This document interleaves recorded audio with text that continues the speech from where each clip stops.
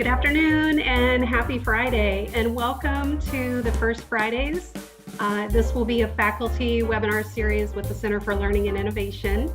And I'm Lynn Lease. I'm the Director of Faculty Enrichment in the CLI, and I'm excited that you're here and spending this afternoon with me. We're going to go through some things today that will help you better organize and set up your Canvas course for an optimal student experience. So I'm just going to hop right in here. So the first thing I want to let you know is this, what we're doing today is sort of an outpouring of one of the subcommittees specifically related to the Canvas student experience. And to gather some data, we added a question to the end of course evaluations that were given to the on-campus students in the fall. And we added a question that was simply describe your experience using Canvas for this course. And here are the positive things that we saw. So what I did is I went through, that's a very open-ended question. We didn't want to skew the students one way or another or tell them specifically what we were asking for. We just wanted to know what they would say. And so I created this word cloud. The bigger the word, the more often it's mentioned in the comments. The smaller the word, the fewer times it's mentioned. But I just wanted to give you an overview of these. When I went through and just did a cursory search for some of the more positive words, this is what we came up with. So some of the bigger words are easy to, and that easy to navigate, easy to find things, easy to use. You can see navigate, organized, PowerPoint's easy, good, great. So some of those bigger words, while they are pretty general, what that did for us was it allowed us to go in. When we look at the data, we can see what comments were made and what course specifically those comments were made about. And so I went into Canvas and looked at some of those courses that had more positive comments than some of the others. And I really looked at what are your fellow faculty members doing that would yield these positive comments. And then some of the negative words, and these, I mean, I saw these time and time again: confusing, disorganized, messy. So these words are really leading us to thinking about the navigation of the course. If students are saying things are disorganized, maybe it's the navigation and how things are organized. If it's confusing, maybe things aren't labeled correctly or in the right places. So just in aggregate, I wanted to share some of that feedback with you. So here's what we saw when we went into Canvas. And these are some of the things that your fellow faculty members have done well. So one of the things is navigation tips on the homepage. There are a few faculty who are doing a really nice job of orienting students to the course as soon as they come in and they land on the homepage. And kind of coupled with that is this idea of the nav bar, organizing it and condensing it down to only those items that students will need to click on, or only those items that the faculty member wants the student to click on. And I'm going to show you, we're going to actually hop into Canvas and I'm going to show you some of these things. So this is just an overview, and we're going to dig a little deeper here in a minute. The other thing we noticed faculty were doing and receiving positive comments, their modules are clearly named and organized. And I'll show you one pretty common system for organizing modules that yielded positive comments. Another thing that we saw some faculty doing was adding module text headers. And that's simply when you have a module, you have a subheading or a set of subheadings within the module so students can identify what resources are without having to click and dig into them. And again, I'll show you some examples of that. And then finally, the names of items are clear and offer context. For example, a lot of times we drag and drop files into Canvas, and whatever it happened to be named when we downloaded it and saved it on our computer and then drug it in, That's the name that's going to show up in Canvas. And faculty who are getting more positive comments are actually changing the names of those files after they're put in. They edit the name of it to more clearly identify for students what those items are.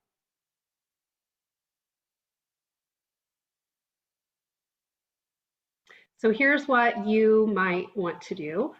And we're going to head over to Canvas.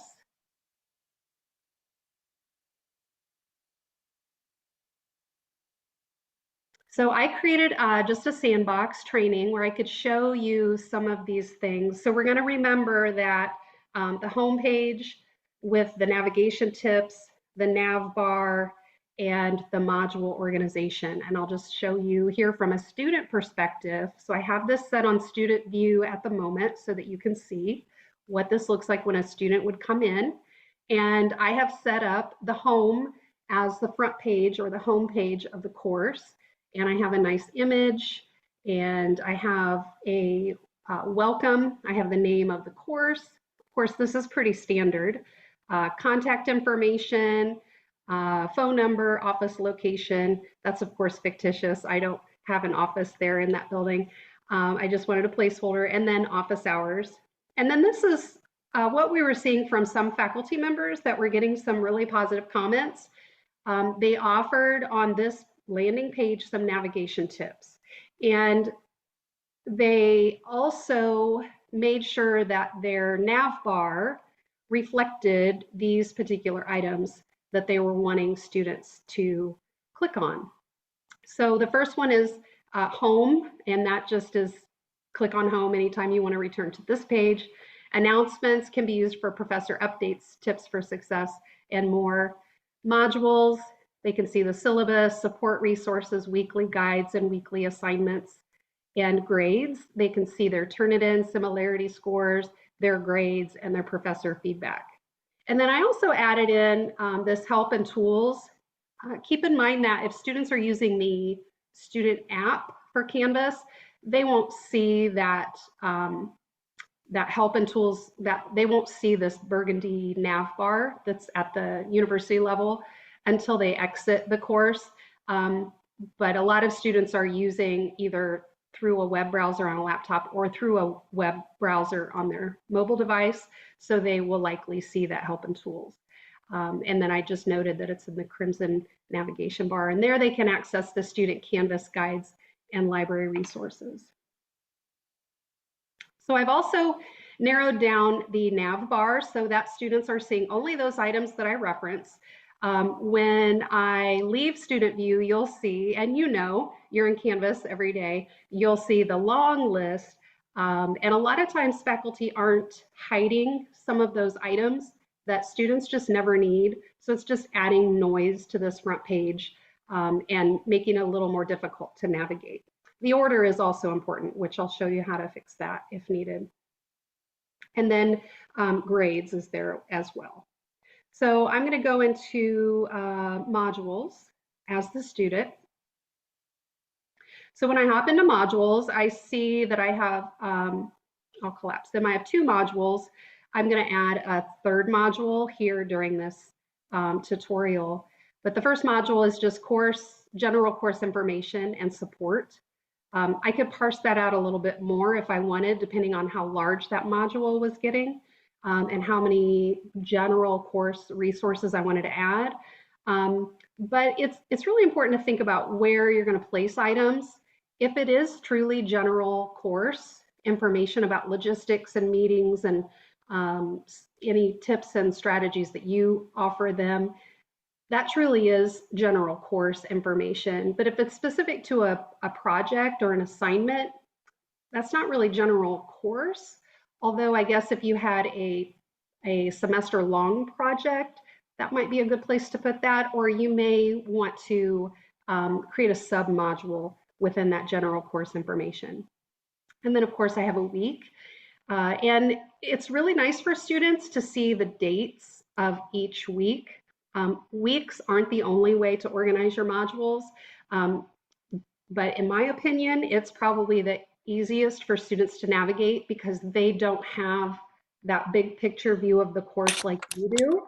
So I think by dates, they can wrap their mind around, okay, we're in week 3 of the term. I need to go into the week 3 area to see what I might need this week. So let's go ahead and expand these to show you what kinds of things I have in here. One is a syllabus, of course. I added Dr. Lease's tips for learning success, anything specific to what I feel students need to do in this course specific. I've linked them to some resources that I often reference in feedback to students. I often lead them to the tutoring and writing support areas, so I wanted to offer that link there. And disability services, we have students who are on 504 plans, and we just want to make sure they have that information right there at their fingertips. And then I always create a general course questions forum, and that's just, and what I put in there, I'll show you, is this is your space to ask general questions about the course. Questions posted here can be seen by everyone and answered by anyone. And if your question's more personal in nature, please email me directly. And then within the week, this is where I was talking about adding some subcategories, or they're actually called text headers. So within the module, you can add subcategories. So in each of my modules, I'm going to have a week 1 overview, and that's simply a page where I just type out, these are the types of things we're going to be doing this week. Any important things they need to know about, any projects they should start working on this week that maybe are due later in the term, anything that they might need to bring to class, I place that in the get ready area. And then I have a subcategory called read and review, and these are all the things that they're going to read and review. And then I have a complete section, and that includes anything that they need to submit to Canvas. So I have 1 assignment there. And then under grades, of course, they can go in and see their grades. And I am going to explain this little eye closing here when we get to the grades from the instructor view.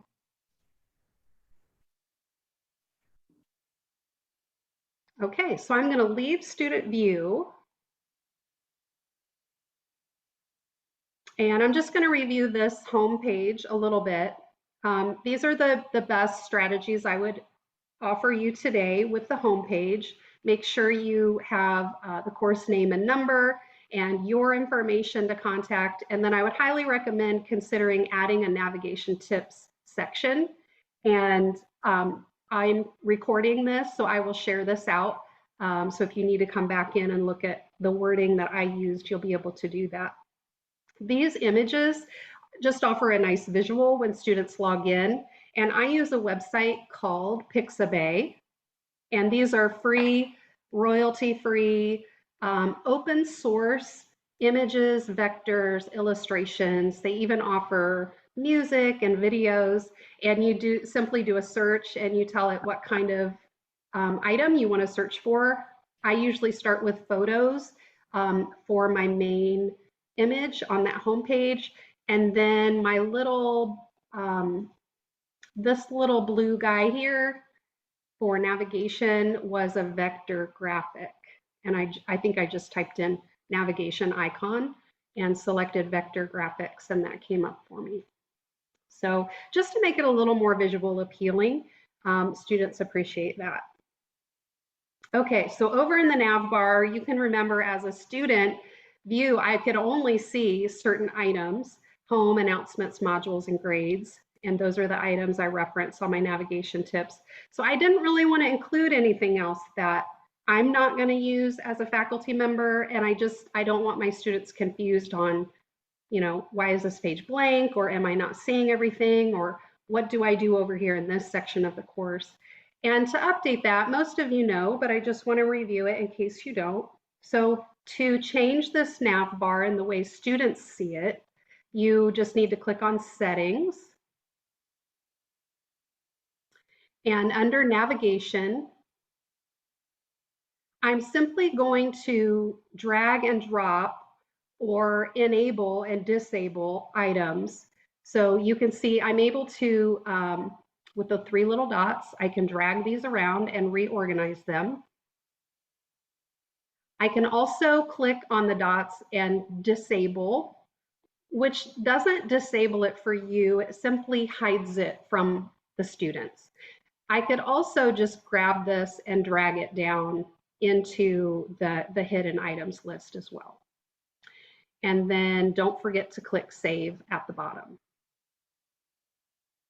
So that's how you change your nav bar. Then to view how students will see it, you just simply click on student view and you just make sure that it's all set.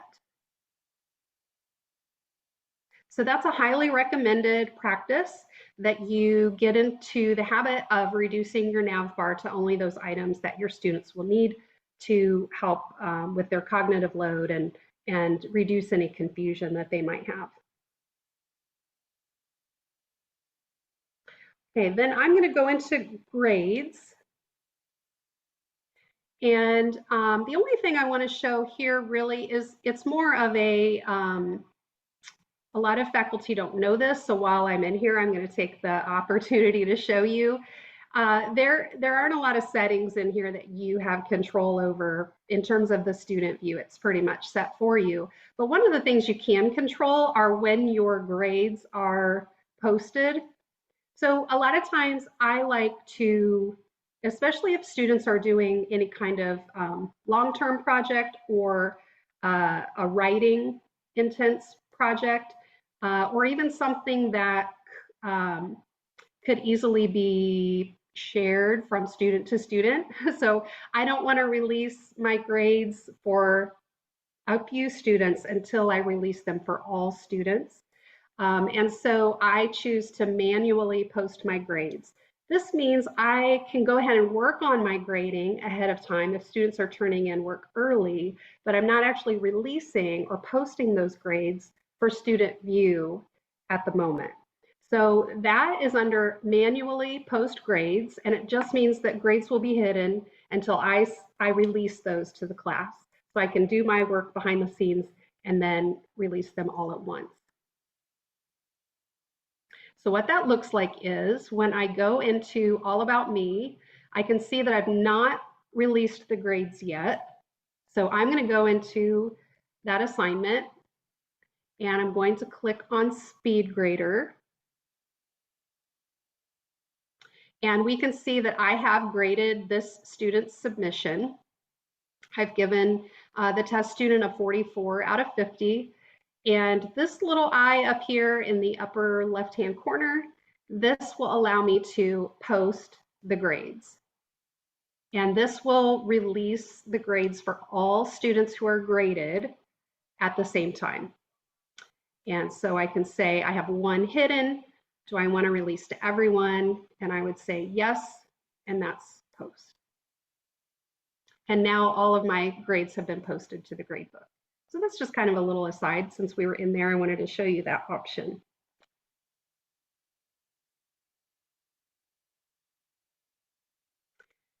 Then I want to go into modules, and I'll show you how to add subcategories. A lot of you do offer modules, and you are probably very familiar with. Just click the Add Module button. And I'm going to add a module.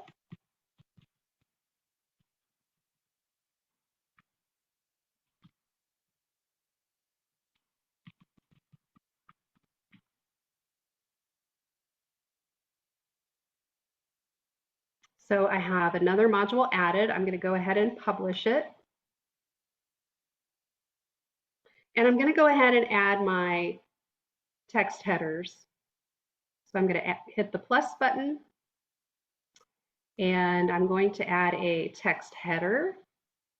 And I'm going to call my first one Get Ready. And I'm not going to indent, but the items that I add to this subsection, when I add those, I will indent so that I have a nice cascading view for students to see that some things are within a subcategory. So I'll add my other text header.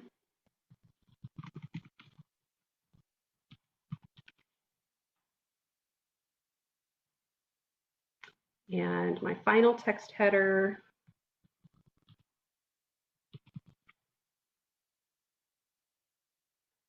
So now I have 3 subcategories or text headers, and then I can start to add items to this area. So if I want to add a page,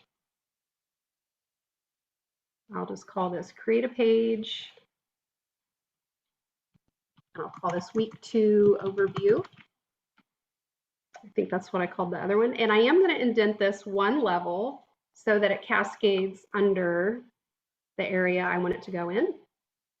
And I'm just going to drag that up to get ready and publish it.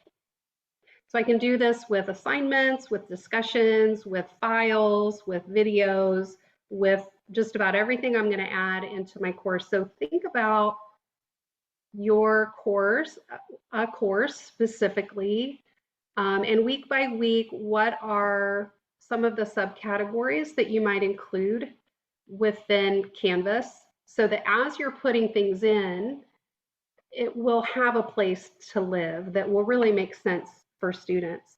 So some things that we saw in the courses that had more positive comments were the addition of modules, small separate modules to chunk out the various items of the course, whether week by week or by item type.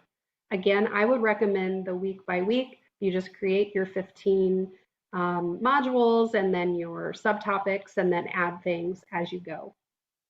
The other thing we noticed is that it's very organized for students with things indented and things living in a category where it makes sense, and that there's a repeated pattern throughout. So once they learn your pattern in week 1, they're going to know when they get into week 2 and the subsequent weeks that, okay, I'm looking for PowerPoints.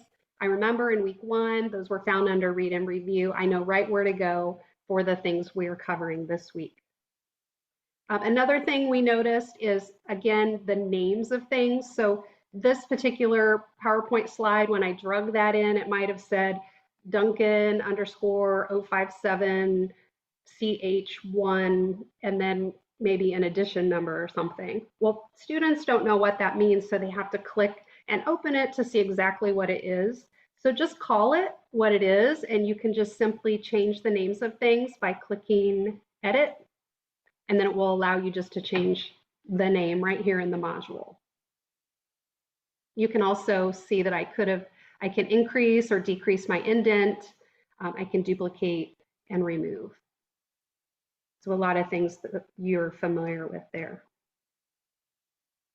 So those are the items I wanted to show within Canvas. So I would love to know in the chat from today, and I'll have a follow-up question to this too. And let me get my chat open. What's your number 1 takeaway from today? It was fast and furious, but I wanted to offer just a few pointers based on the information we were seeing from students. So go ahead and add in.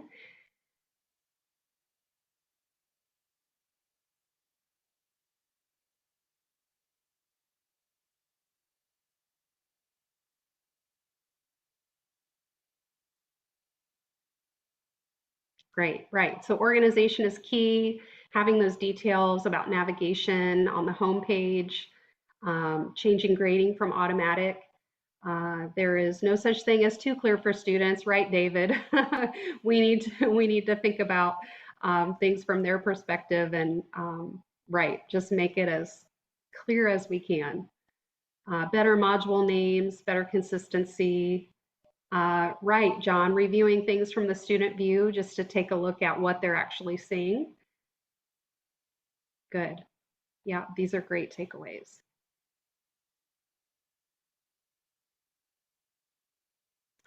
Good. And then I don't have this on here, but I would like to know, is there something that's very obvious to you that you do that you think helps students that I didn't mention here today? Something that maybe even your students have said to you that, that was really helpful. Thank you for including that in Canvas, or thank you very much for doing things the way that you're doing them in Canvas.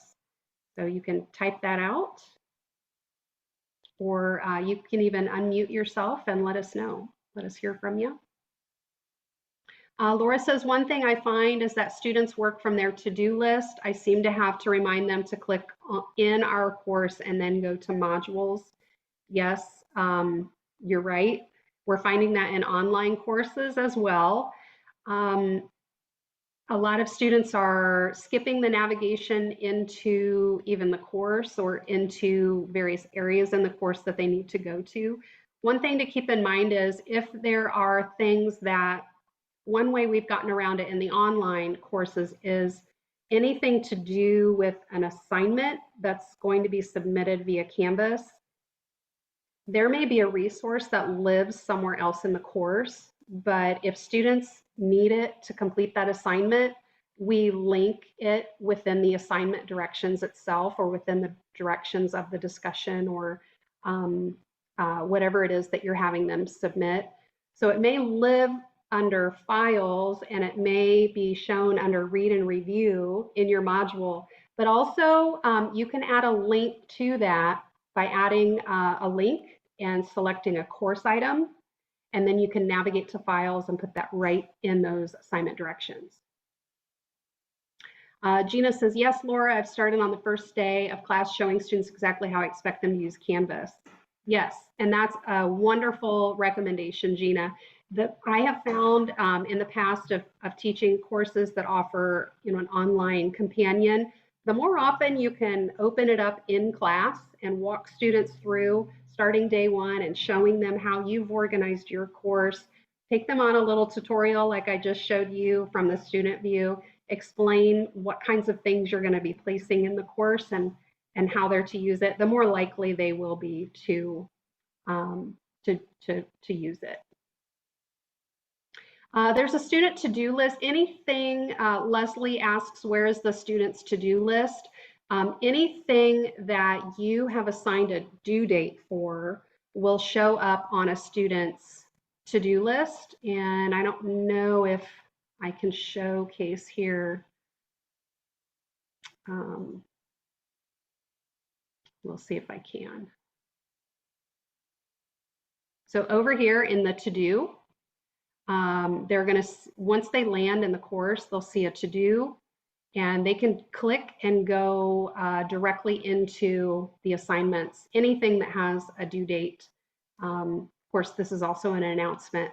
I submitted the assignment already for this as the student, but it would show up right here. It would show that assignment that I have in my first module. And it shows my announcement too that they can read. So yeah, they can get right to the assignments without clicking in modules.